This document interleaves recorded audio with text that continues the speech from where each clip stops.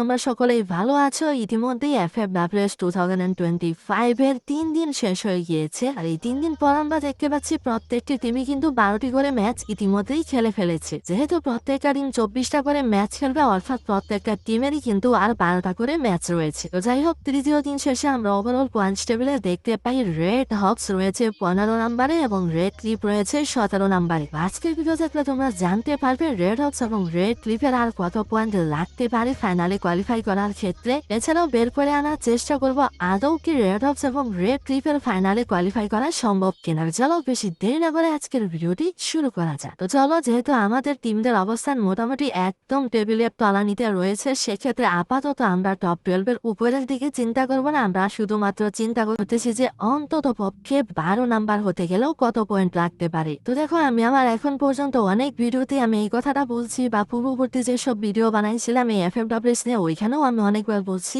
সেটা হলো যে কোনো টুর্নামেন্টেই যখন দেখবা যে গ্রুপ পর্যায়ের খেলা হচ্ছে, সেখান থেকে 12টা 60 পয়েন্ট করে তুলতে পারে, তাহলে ওই গ্রুপগুলোর মধ্যে যতগুলোই ম্যাচ হোক না কেন, কোনো না কোনো ভাবে দেখবা যে মোটামুটি তারা টপ 12 থেকে কোয়ালিফাই করেই ফেলে। তো এই অনুযায়ী মিলালে FFWS এর সর্বমোট 24টা ম্যাচ, তাহলে একটা টিমের কোয়ালিফাই করার জন্য ন্যূনতম এখানে 240 এর মতো লাগতে পারে। মানে এখন পর্যন্ত যত টুর্নামেন্ট আমি দেখছি, মোটামুটি যাদের এভারেজে প্রতিদিন 60 করে থাকে, সেক্ষেত্রে টপ 12 যদি কোয়ালিফাই করে, সেক্ষেত্রে ভাই 60 পয়েন্ট এভারেজে দিয়ে ইজিলি কোয়ালিফাই করে যে কোনো টিম। তো চলো, এতক্ষণ তো আমি আমার মতো পেশাল পারলাম, এখন যায় একটু FFWS 2024 এর গ্রুপ পর্বের পয়েন্টস টেবিলটাকে একটু বিশ্লেষণ করা যায়। এবারের মতো আগের বারও কিন্তু এরকমই নিয়ম ছিল, এক একটা টিম 24টা করে ম্যাচ খেলবে, আর ওইখান থেকে টপ 12 টিম কোয়ালিফাই করবে ফাইনাল খেলার জন্য। তো দেখো, আমি কিন্তু প্রথমেই বলছিলাম যে যদি এভারেজে কোনো টিমের 60 পয়েন্ট করে থাকে প্রতিদিনের, সেক্ষেত্রে সেই টিম কিন্তু ইজিলি কোয়ালিফাই করে ফেলে। আমার কথা অনুযায়ী কিন্তু এখানে দেখো যে 8 নাম্বার 9 নাম্বার তারা কিন্তু মনে করে যে 60 এর কাছাকাছি রয়েছে প্রতিদিনের এভারেজে, তারপরও তারা কিন্তু ভালো পজিশন নিয়ে কোয়ালিফাই করছে। আমরা এখানে সর্বশেষে 12 নাম্বার পজিশনে যে টিমটাকে দেখতে পাচ্ছি, তারা কিন্তু 224 পয়েন্ট নিয়ে কোয়ালিফাই করেছে। তো এখন আবার বললো না ভাই, আপনি তো বললেন 240 পয়েন্ট করলেই নাকি কোয়ালিফাই করে ফেলে। ওই জায়গাতে তো এখানে 224 পয়েন্ট নিয়েই কোয়ালিফাই করে ফেলছে। আসলে জিনিসটা এরকম না, আমি জাস্ট তোমাদের এভারেজ কথা বললাম যে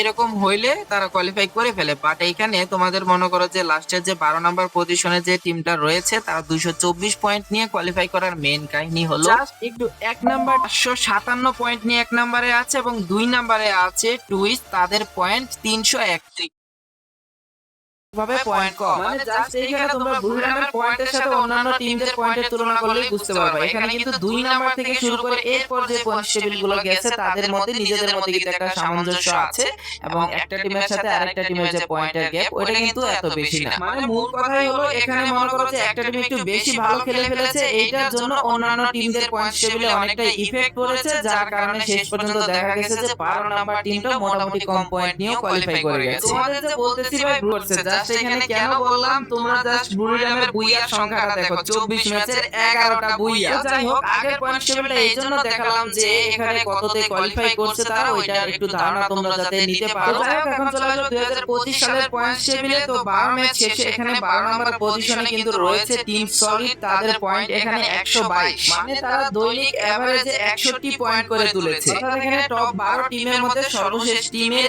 এভারেজ স্কোর ডেইলি এখানে 61 করে। এরপর বাকি যে 12টা ম্যাচ হবে, এরপর দেখবা যে 12 নাম্বার পজিশনটা হয়তো আর একটু এভারেজটা কমে যাবে। ওই ক্ষেত্রে আমরা ধরে নিয়েছি যে 230 যদি কোনো টিম করতে পারে, সেক্ষেত্রে তারা হয়তোবা কোয়ালিফাই করে ফেলবে FFWS 2025 এর ফাইনালের জন্য। যাই হোক, আপাতত আমরা একটা পয়েন্ট সেট করতে পেরেছি যে এত পয়েন্ট করতে পারলে কোন টিম কোয়ালিফাই করবে ফাইনালের জন্য। কিন্তু এখন প্রশ্ন হলো, যেই জায়গাতে রেড হক্স 12 ম্যাচে 72 পয়েন্ট করেছে, অপোজিটে এখানে রেড ক্লিপ রয়েছে 12 ম্যাচে 50 পয়েন্ট নিয়ে, ওই অনুযায়ী চিন্তা করলে আদৌ কি সম্ভব এই দুইটা টিমের আর বাকি 12টা ম্যাচে ভালো পারফর্ম করে 230 পয়েন্ট পর্যন্ত পৌঁছানো? এমনিতে বলে অসম্ভব কিছু না। মানে এখানে রেড হক্স এর মনে করো যে দৈনিক এখানে 80 প্লাস স্কোর তুলতে হবে, স্কোর করতে হবে প্রতিদিন। হয়তোবা স্বাভাবিকভাবে যে কোনো টিম একদিনে 80-90 স্কোর করে, এমনকি গত লাস্টের দিন কিন্তু আমরা দেখতে পারছি যে 110ও কিন্তু করছে পি স্পোর্টস। তো ওরা পারলে আমরা পারবো না, কিন্তু স্বাভাবিকভাবে চিন্তা করলে হয়তোবা এত স্কোর করা সম্ভব। কিন্তু বাস্তবিক চিন্তায় যদি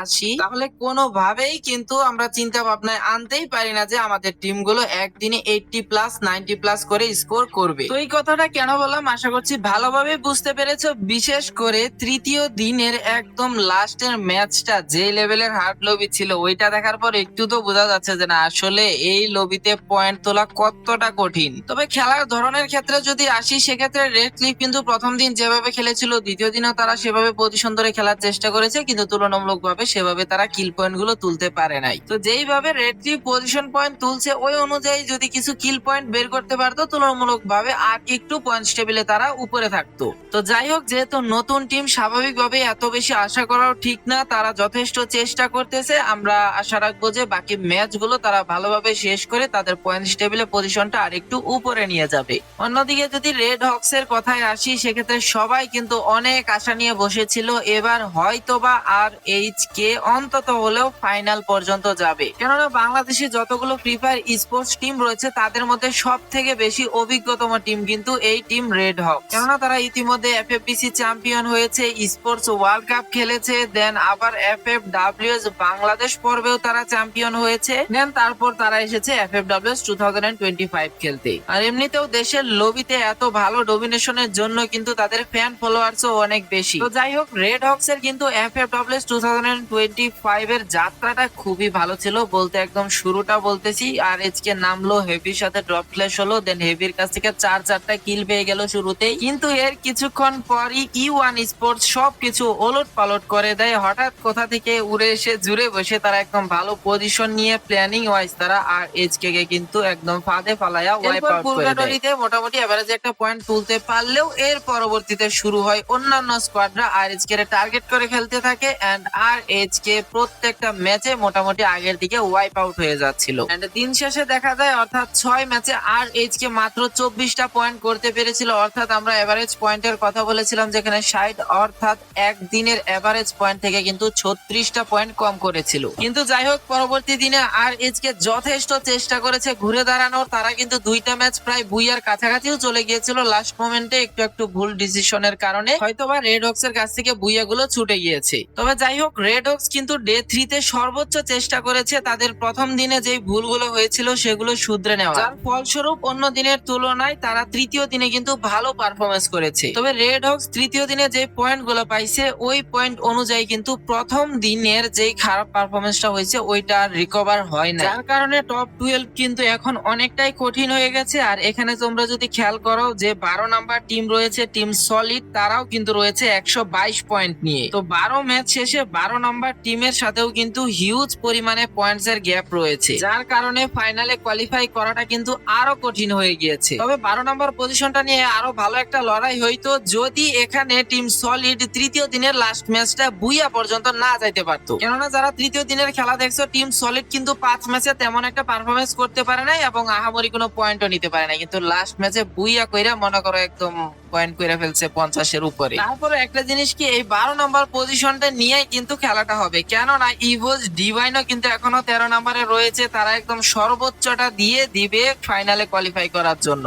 তো যাই হোক, এখন প্রশ্ন আসতে পারে যে কোন টিম খারাপ খেললে আমাদের লাভ হবে বা কোন টিম ভালো খেলে ফেললে আমাদের ক্ষতি হবে। তো একটা জিনিস কি, এইগুলা ক্যালকুলেশন করার কোনো দরকারই নাই, আপাতত মেইন টার্গেট থাকা উচিত যে আর এইচ কে ভালো খেলুক। মানে রেড হক্স যদি ভালো খেলে অটোমেটিকলি ভাই ওই উপর থেকে একটা না একটা টিম নিচে নাইমেই যাবে। তারপরে সেই একটা প্রশ্ন থাইকাই যায়, এতটাও সহজ কিন্তু না। তোমরা দেখছো ভাই এই লবিতে পয়েন্ট তোলা কতটা কঠিন। তো দেখা যাক কিছুদিনের মধ্যে আমরা প্রমাণ পেয়ে যাব যে রেড হক্স এবং রেড ক্লিফ এই 12 ম্যাচ শেষে কত পয়েন্ট নিয়ে শেষ করতে পারে। আর এমনিতেও যদি ফলাফল নেগেটিভ হয় তাহলে আশা করব রেড হক্স এবং রেড ক্লিফ যাতে ভালো একটা পজিশন নিয়ে শেষ করতে পারে। আর যদি আমাদের টিমগুলো মিরাকেল বা কোনো আশ্চর্যজনক কিছু ঘটিয়ে ফেলে তাহলে তো আলহামদুলিল্লাহ। তো তোমাদের মতে অন্তত 12 নম্বর পজিশনটা ধরার ক্ষেত্রে ন্যূনতম কত পয়েন্ট করতে হবে বলে তোমাদের মনে হয়? আমি তো বলে দিছি যে 230-এর মতন, সেটা হয়তোবা একটু কমও যদি হয় সেটা 225 বা 20 এর নিচে মনে হয় না নামবে। আর যদি বেশি হয়ে যায় সেটা অবশ্যই 240 পর্যন্ত চলে যাবে।